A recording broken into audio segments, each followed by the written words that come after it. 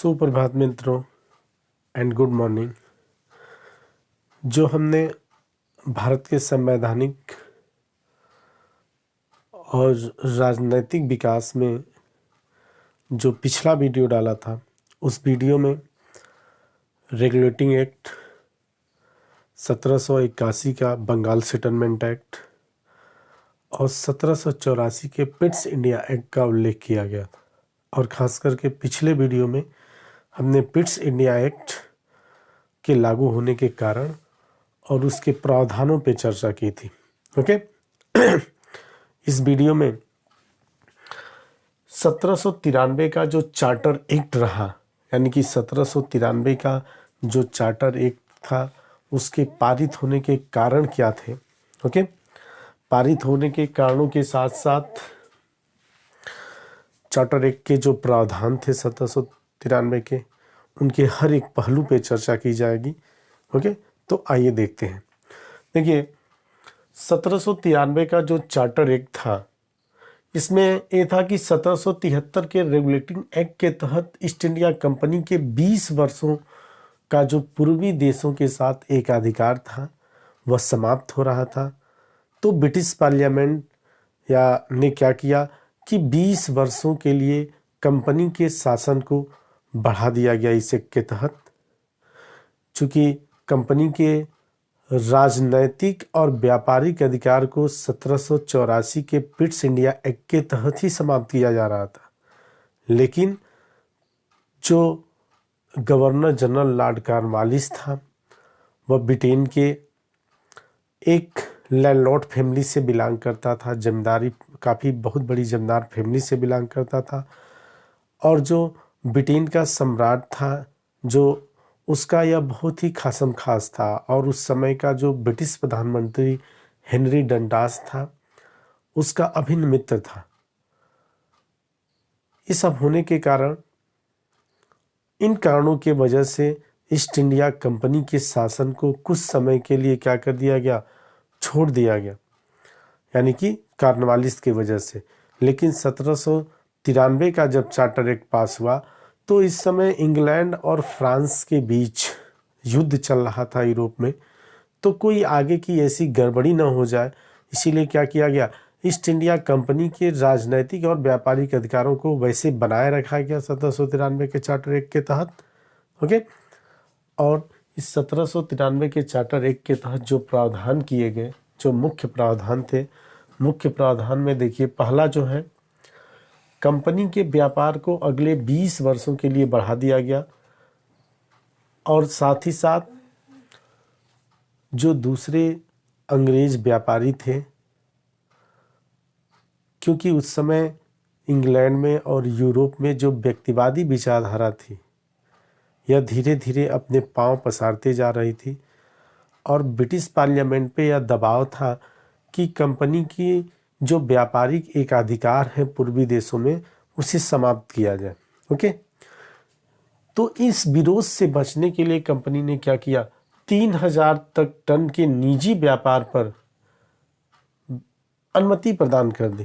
British parliament ने कहा कि जो वैसे इंग्लैंड के व्यक्ति हैं, जो व्यापारी हैं, जो ईस्ट इंडिया कंपनी से इतर व्यापार करना चाहते हैं, वह 3000 टन तक के व्यापार इन पूर्वी देशों के साथ कर सकते हैं। ओके जिसे आगे चल के 1813 के चार्टर एक्ट के तहत हटा दिया गया, यानी कि सभी के लिए भारत के दरवाजे और ये पूर्वी देशों के लिए, पूरे ब्रिटेन के लोगों के लिए खोल दिए गए, जिसमें इसका यहाँ पे इसका हल्का हल्का प्रावधान दिखता है। दूसरा देखिए, बोर्ड ऑफ कंट्रोल का पूरा खर्च जो था वह भारतीय राजस्व से दिए जाने की बात कही गई इस चार्टर एक्ट में, क्योंकि इसके पहले जो बोर्ड ऑफ कंट्रोल का खर्च था, जो आता था, वह सिर्फ 16,000 पाउंड ही था जो दिया जाता था। लेकिन इसमें ये कहा गया कि अब टोटल जो खर्च होगा बोर्ड ऑफ कंट्रोल का, जो कंपनी के राजनीतिक अधिकार देखती थी और जिसमें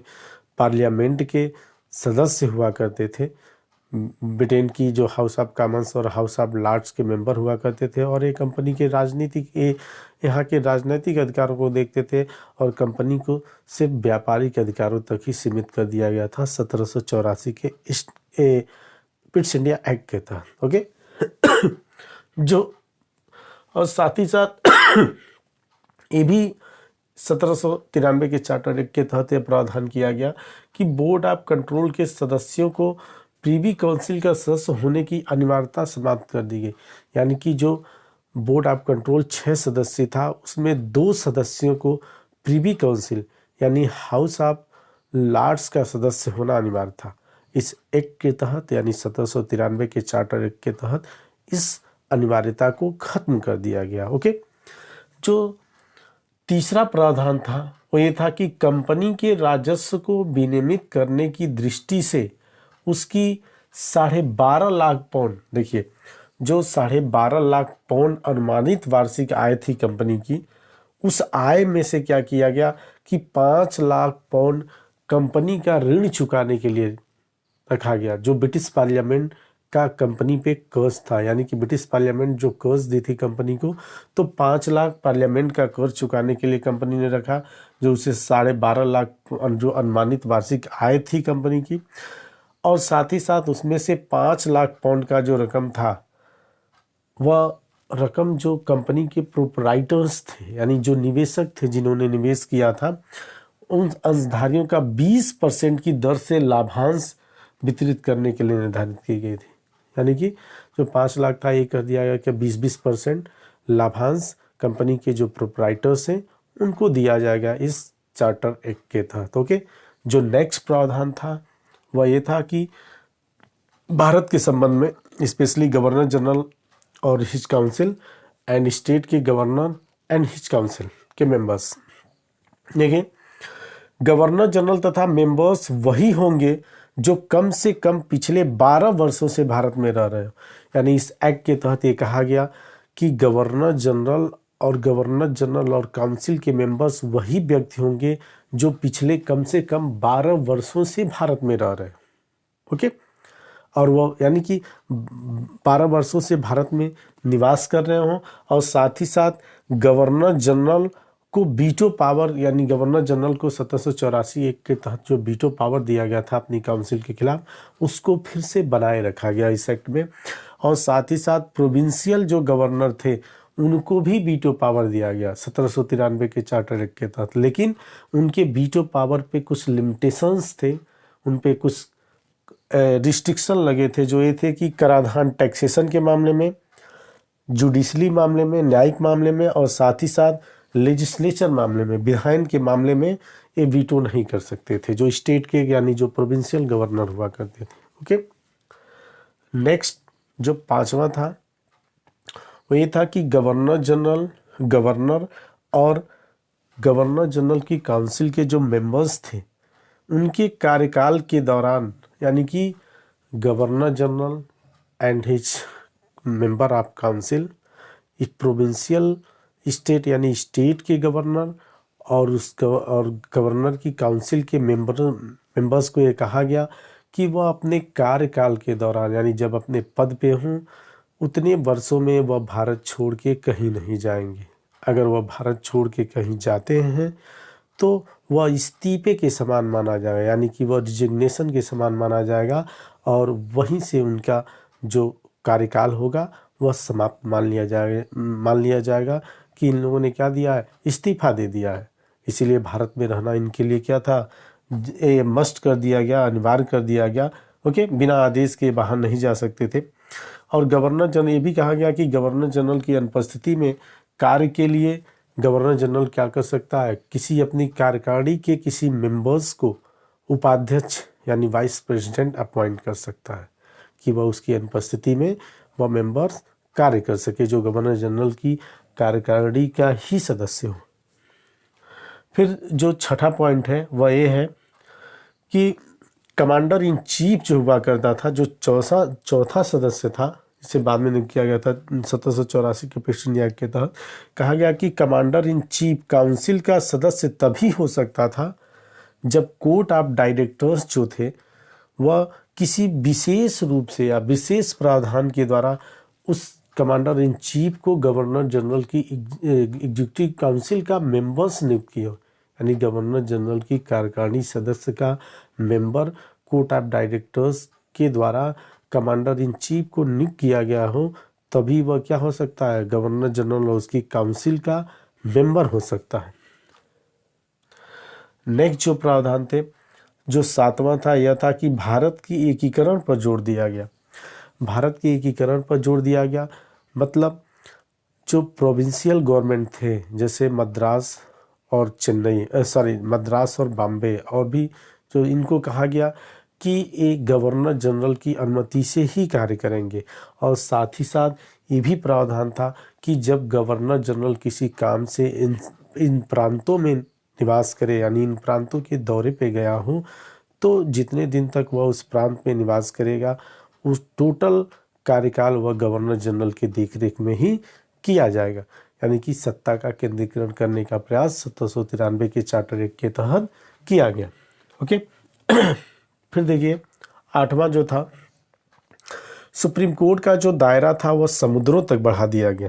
ओके यानी कि सुप्रीम कोर्ट का जो ज्यूरिस्डिक्शन था, जो अधिकार क्षेत्र था, वह क्या किया दिया गया, वो समुद्रों तक बढ़ा दिया। यानी कि अब वैसी घटनाएं, पहले तो कलकत्ता तक ही सीमित था लेकिन अब इसका क्राइटेरिया काफ़ी बड़ा कर दिया गया। यानी वहाँ तक के भी मामले को वह सुप्रीम कोर्ट में सुनवाई हो सकती थी। तथा ब्रिटिश नागरिकों को एक क्या कर दिया गया, ब्रिटिश नागरिकों से ये कहा गया कि इस एक्ट के तहत वह क्या करेंगे, एक न्यायिक, एक जस्टिस ऑफ पीस नियुक्त करेंगे। यानी कि ब्रिटिश जो नागरिक थे उनसे कहा गया कि वह सुप्रीम कोर्ट में एक जस्टिस ऑफ पीस की अपॉइंटिंग कर सकते हैं। ओके देखिए नेक्स्ट रहा जो 9वां रहा 9th, यह विस्तारवादी नीति व विजय योजना से कंपनी को दूर रहने को कहा गया। वैसे तो यह ढकोसला था, बार बार पार्लियामेंट यह दिखावा करती थी ब्रिटेन की। तो इस 1793 के चार्टर एक्ट के तहत यह कहा गया कि कंपनी भारत में अपनी विस्तारवादी नीतियों को क्या करे, प्रतिबंधित करे, उनकी विस्तारवादी नीतियों का क्या होगा, विरोध करे, क्योंकि यह ब्रिटेन की जो नीति है, पॉलिसी है, राजशाही की पॉलिसी है, उसके खिलाफ है। ओके यह दोहरा चरित्र ब्रिटिश पार्लियामेंट यह अपना रही थी। ओके यह मात्र एक दिखावा था। देखिए जो लास्ट रहा इस 1793 के चार्टर एक्ट का जो प्रोविजन रहा, उसमें 10वां ये था कि प्रेसिडेंसियों को स्वास्थ्य तथा सफाई कर लगाने का अधिकार दिया गया। यानी कि जो मद्रास और बॉम्बे की प्रेसिडेंसियाँ थी, इनको सफाई कर, ओके यानी कि सैनिटाइजेशन टैक्स लगाने का अधिकार दिया गया। और साथ ही साथ क्या किया गया, उन्हें हेल्थ पे टैक्स लगाने का, यानी स्वास्थ्य और सफाई कार्यों पे टैक्स लगाने का अधिकार दिया गया 1793 के चार्टर एक्ट के तहत जो प्रेसिडेंसीज थी। ओके तथा साथ ही साथ यह कहा गया कि मद्य विक्रय हेतु लाइसेंस जारी करने का अधिकार दिया गया। यानी कि शराब को बेचने के लिए, यानी कि शराब को बेचने के लिए भी क्या किया गया, जो प्रेसिडेंसी के गवर्नर थे, यानी जो प्रेसिडेंसी थे भारत में, उनको अधिकार दिया गया कि वह अब शराब का भी क्या कर सकते हैं, लाइसेंस इशू कर सकते हैं। या टोटल अधिकार पहले गवर्नर जनरल और उसकी काउंसिल के पास होते थे, लेकिन धीरे धीरे क्या किया गया, इसमें कुछ अधिकार जो प्रेसिडेंसी थे उनको दिया गया, जैसे स्वास्थ्य और सफाई कर लगाने का अधिकार दिया गया। साथ ही साथ मद्य विक्रय हेतु, यानी कि शराब के विक्रय हेतु लाइसेंस जारी करने का अधिकार भी इन प्रेसिडेंसियों को दिया गया। तो अगर एक मोटे तौर पे देखा जाए तो आप देखिए 1793 के चार्टर एक्ट से लेके जो मुख्य प्रावधान थे, जो मेन इसके तहत प्रावधान कर थे, उसका मैंने उल्लेख किया।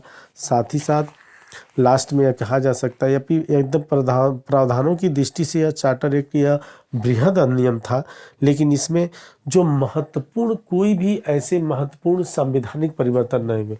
वैसे तो ये काफ़ी लंबा रहा प्रावधानों के हिसाब से, लेकिन कोई ऐसा इसमें महत्वपूर्ण परिवर्तन नहीं हुआ। ओके लाइटली लेवल पे कुछ चेंजेस किए गए इस एक्ट के द्वारा। ओके इस कारण अगर देखा जाए तो पिट्स इंडिया एक्ट की भांति इसमें भी ब्रिटिश, यानी कि पिट्स इंडिया एक्ट की भांति इसमें भी क्या किया गया, जो ब्रिटिश क्राउन के अधिकार थे, वहाँ के सम्राट के अधिकार थे, राजा के अधिकार थे, उसकी अस्पष्टता को बनाए रखा गया। ओके यानी कि उसके अधिकारों का क्लियरेंस नहीं किया गया कि क्या उसके अधिकार है। यह हो सका 1857 के जब रिवोल्ट हुआ, यानी कि 1858 के महारानी विक्टोरिया के प्रोक्लेमेशन के तहत हुआ, यानी कि जब कंप्लीटली रूप से ब्रिटिश ईस्ट इंडिया कंपनी को भारत से क्या किया गया, उसके राजनैतिक अधिकारों को तो हटा ही दिया गया था, साथ ही साथ व्यापारिक अधिकारों को भी क्लोज कर दिया गया। ओके, तो ये रहा आपका 1793 का चार्टर एक्ट। तो हमारे चैनल को देखते रहिए। ओके, और ऐसे ही सिलसिला ये चलता रहेगा। इसे सब्सक्राइब करिए और रेड बटन दबा के, और साथ ही साथ इसके ऊपर बेल आइकन होगा, ऑल पे क्लिक करिए, जिससे हमारा अगला वीडियो आप लोगों को अवेलेबल हो सके। तब तक के लिए धन्यवाद, फिर मिलते हैं। Okay, thank you.